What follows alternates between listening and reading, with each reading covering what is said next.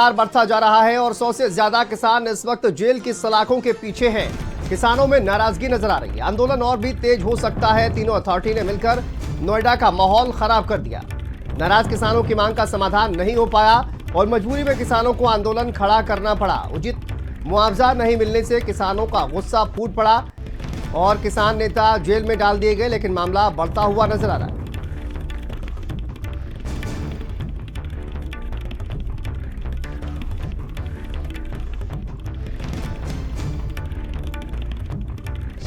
देखिए, किसानों का आंदोलन अब बढ़ता ही जा रहा है। लोकेश हमारे सहयोगी जुड़ गए ज्यादा जानकारी के साथ। लोकेश, किसानों का जो आंदोलन है बढ़ता ही जा रहा है, अभी तक क्या कुछ समाधान निकल पाया है या बातचीत हो पा रही है क्या अभी?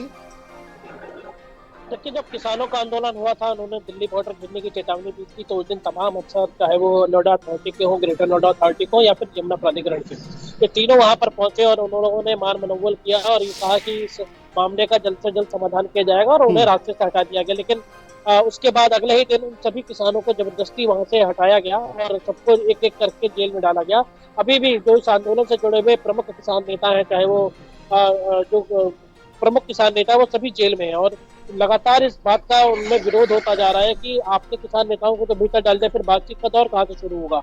दूसरी तरफ अथॉरिटी ने यह भी बात कही थी कि इस मामले में एक कमेटी गठित कर दी जाएगी और कमेटी की जिस तरीके की रिकमेंडेशन होगी उस तरीके का जो है आगे प्रावधान किया जाएगा।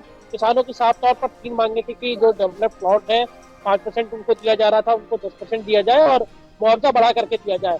और ऐसे में प्राधिकरण जो है वो एडमेंट है और उन्होंने साफ तौर पर क्योंकि इस तरीके का फैसला जो है वो अब यूपी का कैबिनेट ले सकता है केवल, तो इसलिए प्राधिकरण के अधिकारी केवल हीला हवाली कर रहे हैं। और ये तीनों ही प्राधिकरणों की हालत है, नोएडा हो, ग्रेटर नोएडा हो या यमुना अथॉरिटी, ये किसानों की जो समस्या है ये तीनों अथॉरिटियों से है और तीनों अथॉरिटियों के किसान एकमुश्त होकर के 14 किसान संगठनों ने तो धरना प्रदर्शन किया था और घेराव किया था दिल्ली बॉर्डर का। उसके बाद अब जो आज एक नया डेवलपमेंट ये है कि इसमें अब जो अधिवक्ता है, चाहे जो वो बार एसोसिएशन है, वो किसानों का समर्थन कर रही है। दूसरी तरफ आज जो कुछ प्रमुख किसान नेता है, चाहे वो किसान नेता खलीफा हो या और उनसे साथ के जुड़े हुए लोग, आज उनकी रिहाई होने की संभावना है। अभी ये स्पष्ट नहीं हो पाया है क्योंकि उन्हें केवल शांति भंग के मामलों में अभी भी बातचीत सफल नहीं हो पाई है। लोकेश, तो आगे की रणनीति किसानों की अभी क्या नजर आ रही है और आपकी अगर बातचीत हुई हो तमाम किसान नेताओं से, तो आगे की किस तरह से रणनीति बनाई जा रही है? देखिए, शांतनु किसानों ने क्लियर किया है कि अगर उनके नेताओं को छोड़ा नहीं जाता और बातचीत का दौर आगे नहीं चलता है तो आप यकीन मानिए कि इस वक्त संसद का सत्र भी चल रहा है और दूसरी तरफ वो फिर से दिल्ली बॉर्डर का घेराव कर सकते हैं। आपको याद होगा कि पूरे दिन के लिए दिल्ली और एनसीआर जाम हो गया था जब किसान जो है दिल्ली के चिल्ला बॉर्डर की तरफ बढ़े थे और उनको रोका गया था।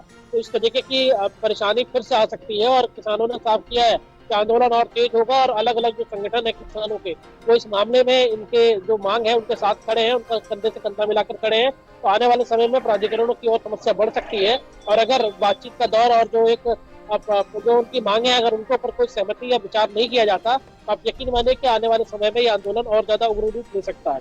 ठीक है, बहुत शुक्रिया लोकेश आपका इस तमाम जानकारी के लिए, अपडेट के लिए। चलिए आगे बढ़ते हैं। आगरा, मथुरा और